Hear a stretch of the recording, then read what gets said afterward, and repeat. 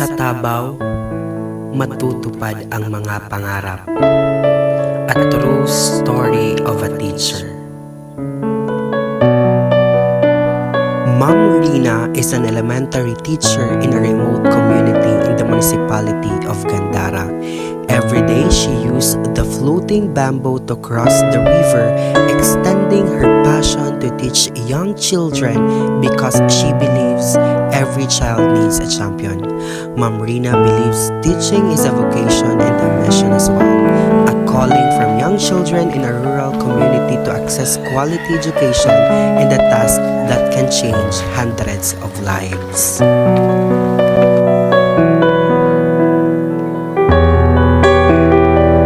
Good morning, class.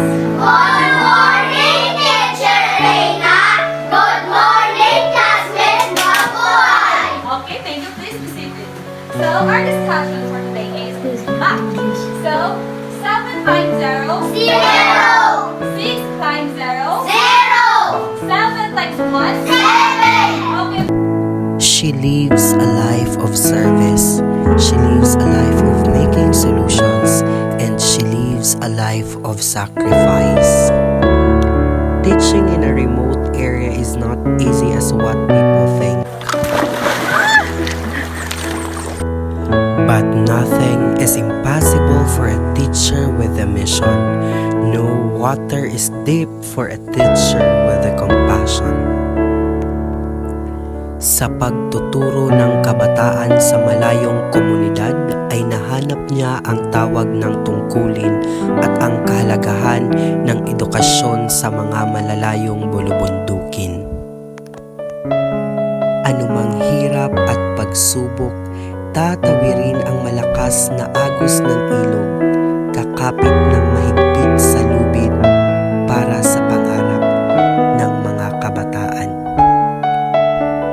Makapangyarihan ang kanyang dalang inspirasyon, may dalang pag-asa ang kanyang mga salita, mahirap man araw-araw, mayaman naman sa malasakit.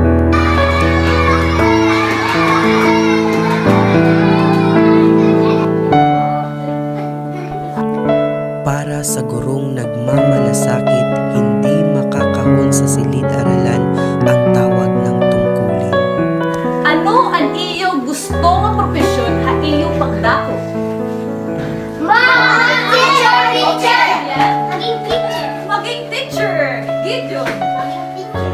Maging teacher ulit. Okay, Gerald. Maging sundalo. Okay. Maging teacher ulit. Goodbye, Teacher Reina. Goodbye, classmates. Mabuhay. Mahirap man sa simula, pero hindi mahihinto ang pagmamahal sa pagtuturo, sipag at tiyaga ang ibubuhos na sa bawat taas ng kamay